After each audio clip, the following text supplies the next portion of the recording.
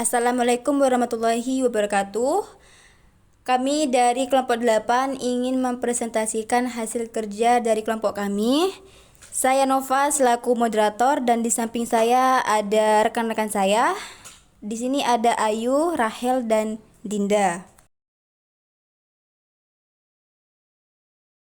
Untuk materi pertama saya bacakan, perekonomian adalah bidang yang mencakup aktivitas produksi, konsumsi, dan perdagangan barang dan jasa di suatu daerah.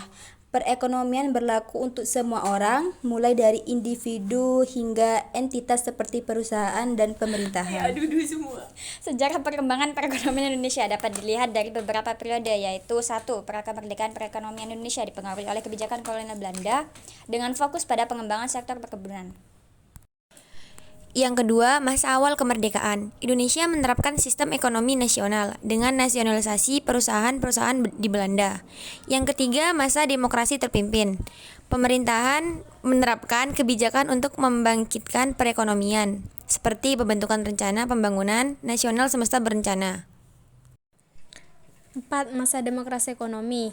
Pemerintah menerapkan program pembangunan 5 tahun pelita dan pembangunan jangka panjang 25 tahun. 5. Setelah runtuhnya Orde Baru, Indonesia kembali menerapkan sistem ekonomi Pancasila yang mengutamakan kesejahteraan rakyat.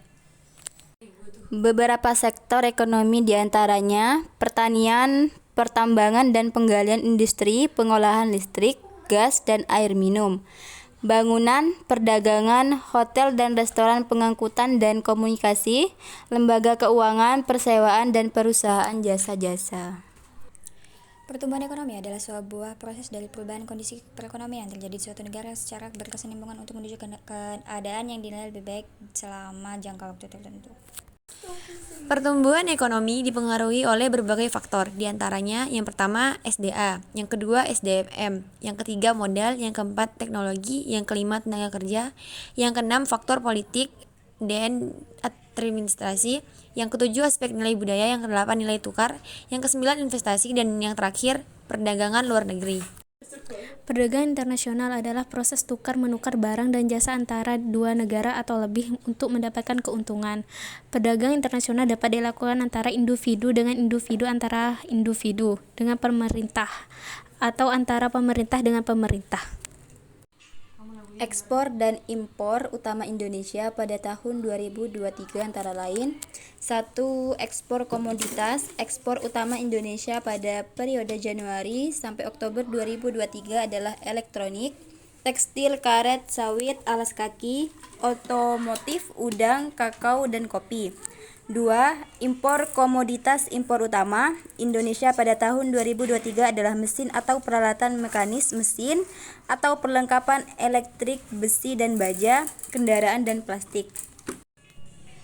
A. Kebijakan ekonomi adalah serangkaian keputusan dan tindakan yang diambil pemerintah untuk mempengaruhi kondisi ekonomi negara. B. Kebijakan moneter lebih fokus pada pengaturan uang beredar dan suku bunga, sementara kebijakan fiskal lebih berfokus pada anggaran pemerintah dan pajak. Reformasi ekonomi pada dasarnya dilakukan untuk merubah secara fundamental dan permanen cara kegiatan-kegiatan ekonomi diorganisasikan dan diregulasikan. Tantangan ekonomi Indonesia dan dunia saat ini diantaranya: 1. Ekonomi global. Dunia menghadapi gejala ekonomi global pasca pandemi COVID-19 seperti inflasi global, pengetatan likuiditas, dan kenaikan suku bunga. 2. Ekonomi digital. Indonesia menghadapi tantangan ekonomi digital diantaranya keamanan berinternet, kekurangan sumber daya manusia yang paham penerapan teknologi, regulasi belum optimal. Prospek masa depan dapat diartikan sebagai peluang kerja yang tersedia di masa depan yang disesuaikan dengan latar belakang pendidikan dan pengalaman seseorang.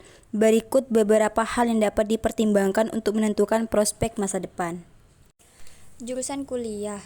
Beberapa jurusan kuliah yang banyak dicari perusahaan di tahun 2024 diantaranya: 1. Ilmu komputer, 2. Administrasi bisnis, 3. Akuntansi, 4. Matematika dan statistika, keuangan, psikologi, dan teknik sipil.